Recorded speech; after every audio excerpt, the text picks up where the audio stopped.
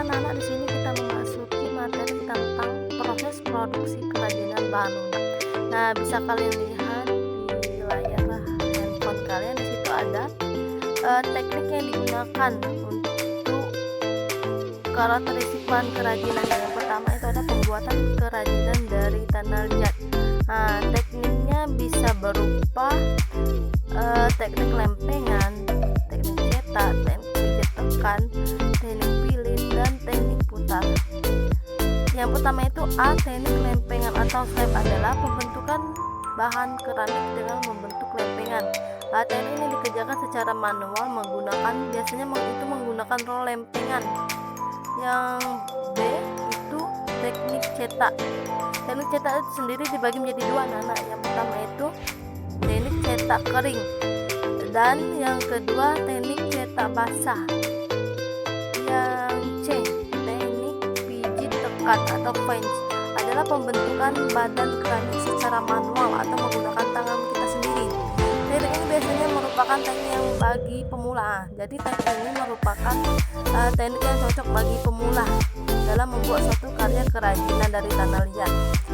Yang D itu adalah pilin, merupakan pembentukan badan keramik secara manual. Bedanya dari teknik ini digunakan untuk benda kerajinan yang berbentuk kecil.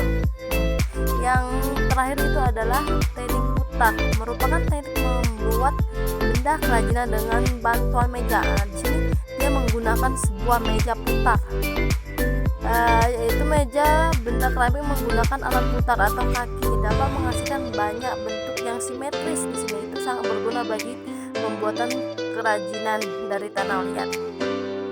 Yang kedua itu adalah pembuatan kerajinan dari kulit. Pembuatan bahan baku kulit cukup sederhana di sini, anak-anak. Bisa dengan kulit hewan dipotong atau dicuci terlebih dahulu, direntangkan kemudian dijemur langsung di bawah sinar matahari hingga kering. Sesudah kering, kulit digosok untuk menghilangkan bulu atau kotoran yang tersisa. Setelah itu juga kulit dicuci bersih dan dijemur kembali. Jika sudah kering, biasanya itu kulit dapat dipergunakan untuk membuat benda kerajinan. Seperti kita gunakan teknik yang digunakan dalam membuat kerajinan kulit adalah teknik pahat. Itu biasanya seperti contoh pembuatan rabana, drum, atau sebagainya. Yang ketiga itu pembuatan kerajinan dari getah nyatu. Nah, kalian pernah melihat getah nyatu? Untuk proses pembuatan getah nyatu itu sendiri itu ada 5. Yang pertama itu getah nyatu direbus terlebih dahulu. Kemudian ambil getah nyatunya digiling agar memperoleh ketipisan tertentu. Nah, digiling itu untuk menghasilkan getahnya agar tipis ya. Yang ketiga itu getah yang sudah digiling direbus kembali agar lebih lunak. Yang keempat, setelah direbus getah ditarik hingga panjang untuk memperoleh ketipisan tertentu. Yang E itu getahnya yang sudah tipis dapat dibentuk aneka kerajinan. Contohnya aneka kerajinan khas Kalimantan. Yang keempat itu pembuatan kerajinan dari bahan sabun. Kalian pasti bertanya-tanya, sabun yang seperti apa? Di sini bisa kerajinan dari sabun mandi.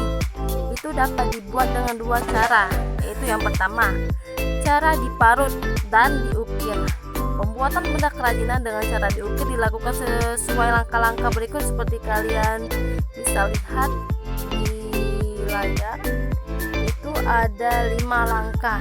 Yang pertama itu langkah pertama membuat desain terlebih dahulu. Yang kedua membuat sketsa.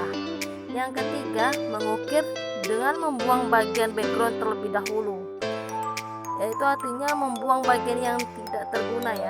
Yang keempat itu setelah diukir, ukir bagian objek secara detail.